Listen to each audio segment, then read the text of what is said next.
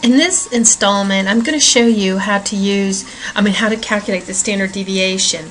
Now I'm going to use Excel, but I'm going to assume that you've got your calculator during a test or a quiz. This is what you would do.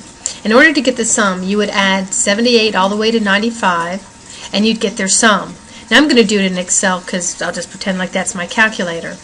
So what I do here is I can just put equal, and then I know the formula sum, so I don't have to go into the formula sheet, to do that. So I can double click on that and then just grab the data.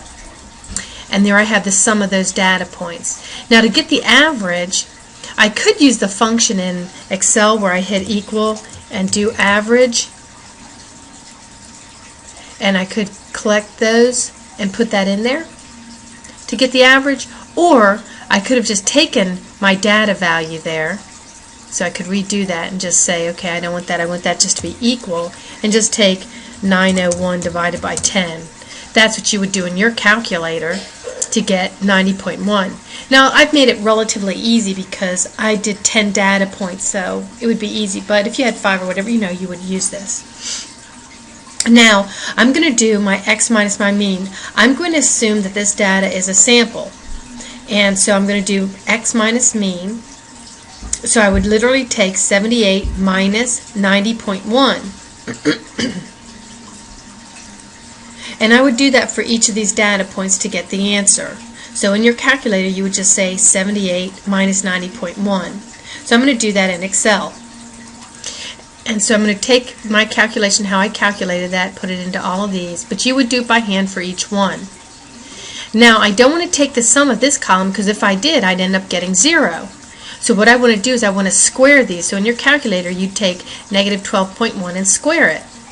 So of course I'm going to do it like this, but you again.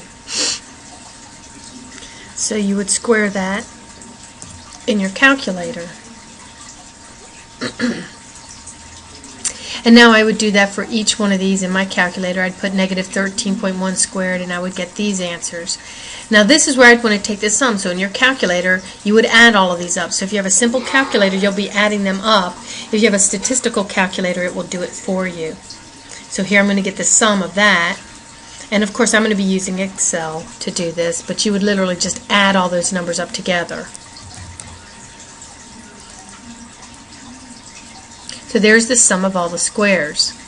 Now I'm almost home free, because I know that the sample standard variance is that number right there, the sum of those squares divided by n minus 1. So in your calculator you would take 508, you'd say 508.9 divided by 9, because this was sample variance. If the sample is a sample standard deviation, I would take that number and just take the square root.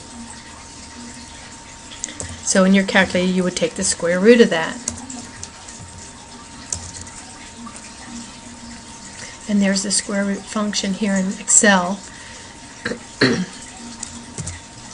And there I have the square root. And there you have the sample variance and the sample standard deviation.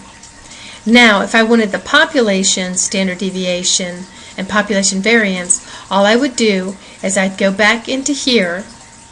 So if I want now, let's do it down here. If I want the population standard deviation and population variance, this is what you would do. So what you would do in your calculator is you'd put all those numbers into your calculator, all the different data value minus the mean of the population, and you square those and you add all those up, so those numbers won't change. But what you would do here is you would take the sum of all of these data values, and you take that and you divide it by 10 instead of 9. And there you'd get the population variance. And to get the population standard deviation, all you would do is you take the square root of the variance up above. So depending on what they want for population or standard deviation, whether it's population or sample, depends on what you divide by toward the end of the problem.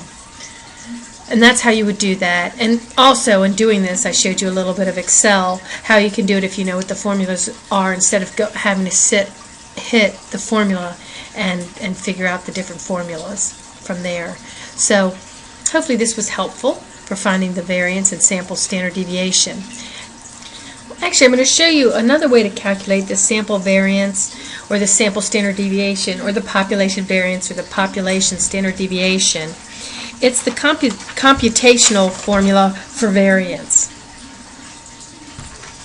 Now this is the computational method for doing it. You'll have a column that is the sum of all the data values squared, and then you're going to have all the data values, sum them together, square that value, and then divide that by n and subtract those two amounts. So let's see how this works. So you take that first column, get the sum of it, and then square it. So you just easily find those numbers, just plug them into your calculator. Now I'm going to take the square of each of those data values and get their sums. So now I have each of those numbers squared, and now I'm going to add them together. And so I'm going to use the formula where I take the sum of those squared data values and subtract it from the sum of the data values squared divided by n. So in other words, that cell right here and this cell. So I'll take this cell and subtract it from that cell, and that will give me variance according to the formula that you have right here.